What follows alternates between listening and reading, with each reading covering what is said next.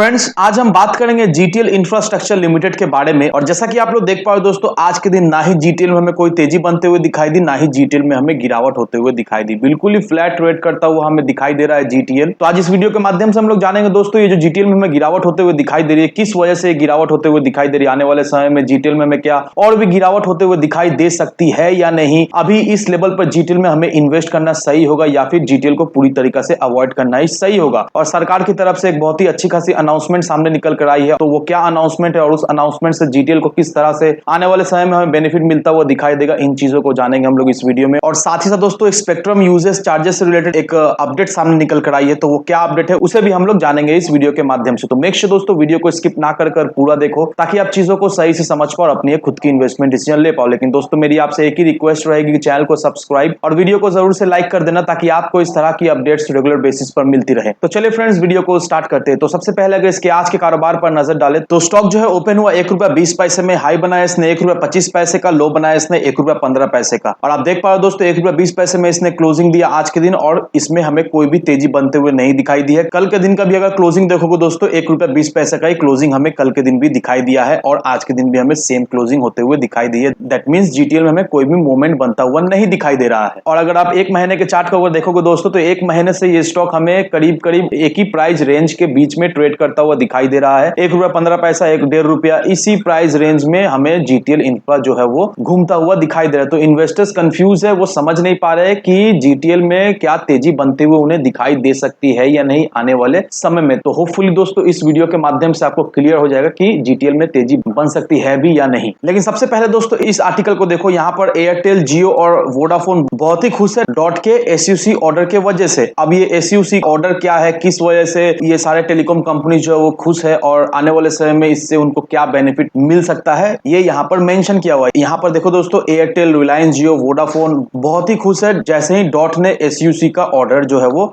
लाया है। अब ये एसयूसी का फुल फॉर्म क्या है? Spectrum uses charges. जो पहले एसयूसी का 3% टेलीकॉम कंपनीज को देना पड़ता था सरकार को, ये जो है वो हटा दिया गया है टेलीकॉम डिपार्टमेंट की तरफ से। और ये 3% का जो चार्जेस जो हटा दिया है, इसके वजह से टेलकोस का बहुत ज्यादा ही सेविंग्स होने वाला है स्पेक्ट्रम के फीस में। अब टेलीकॉम कंपनीज का जो लिक्विडिटी कंसर्न है, उस पे अभी इंडियन गवर्नमेंट क्या कर रही है, उस पे इंडियन गवर्नमेंट जो है वो अभी काम कर रही है। और इसके वजह से आने वाले समय में एयरटेल, जियो, वोडाफोन, इन सारे कंपनीज को अच्छा खासा बेनिफिट मिलने का बहुत ज्यादा चांसेस है। अब हम लोग सभी अच्छी तरह से जानते हैं दोस्तों कि गवर्नमेंट ने जो टेलीकॉम कंपनीज के ऊपर जो डेट था, उसको चुकाने के लिए समय जो है वो बढ़ा दिया था। तो जितना रिलीफ गवर्नमेंट की तरफ से मिलना चाहिए टेलीकॉम कंपनीज को, गवर्नमेंट ने उतना रिलीफ टेलीकॉम कंपनीज को दे दिया है अब तक। लेकिन दोस्तों, गवर्नमेंट जो है वो अभी टेलीकॉम कंपनीज के ऊपर ये जो लिक्विडिटी स्ट्रेस है, उसको रिड्यूस करने के लिए अभी काम कर रही है। अब टेलीकॉम कंपनीज को एजीआर और एसयूसी का ड्यूज भरने के लिए 4 मॉनिटरियम्स जो है वो मिल चुका है। और वोडाफोन आइडिया,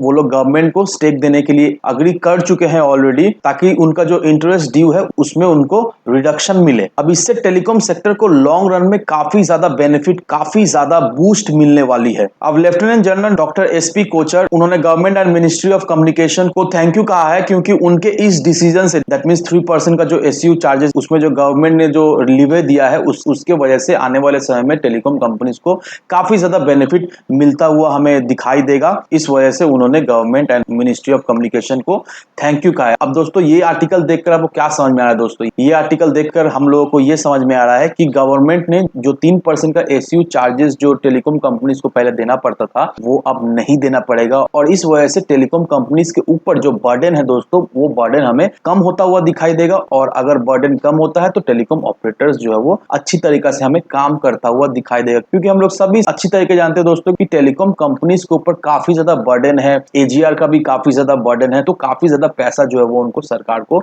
चुकाना पड़ेगा। और इस तरह की बेनिफिट जो अभी टेलीकॉम कंपनीज को गवर्नमेंट की तरफ से मिल रही है, जैसे कि अभी एसयूसी चार्जेस में लीवे मिल रहा है और लिक्विडिटी स्ट्रेस के ऊपर अभी गवर्नमेंट काम कर रही है, तो इस तरह के बेनिफिट मिलने से टेलीकॉम कंपनी जो है वो अच्छी तरीके से काम कर पाएंगे। और हम लोग सभी अच्छी तरीके जानते हैं दोस्तों, गवर्नमेंट का भी जो मेन फोकस है वो 5G को लेकर है। गवर्नमेंट चाह रही है जल्द से जल्द 5G को जो वो रोल आउट कर दे। और हम लोग अच्छी तरीके जानते हैं दोस्तों कि GTL one of the top company है इंडिया में, जो कि टावर प्रोवाइड करती है, लीज पर देती है। और एयरटेल को ले लो, बीएसएनएल को ले लो, वोडाफोन को ले लो, जियो को ले लो, ये सारे ऑपरेटर्स जो है वो उनके क्लाइंट्स है। तो अगर ऑपरेटर्स को बेनिफिट मिलता है डायरेक्टली इनडायरेक्टली जीटीएल को भी हमें बेनिफिट उससे मिलते हुए आने वाले समय में दिखाई दे सकती है। तो इससे हम लोग ये कंक्लूड कर सकते हैं दोस्तों कि आने वाले समय में जीटीएल में हमें तेजी बनते हुए दिखाई दे सकती है। लेकिन दोस्तों जीटीएल में इन्वेस्ट करने से पहले आपको एक फैक्टर का जरूर से ध्यान रखना है कि देखा जाए तो जीटीएल एक बहुत ही हाई रिस्क स्टॉक है। तो अगर इस तरह की स्टॉक में आप इन्वेस्ट करते हो तो चांसेस काफी ज्यादा रहता है कि आपका पैसा जो है वो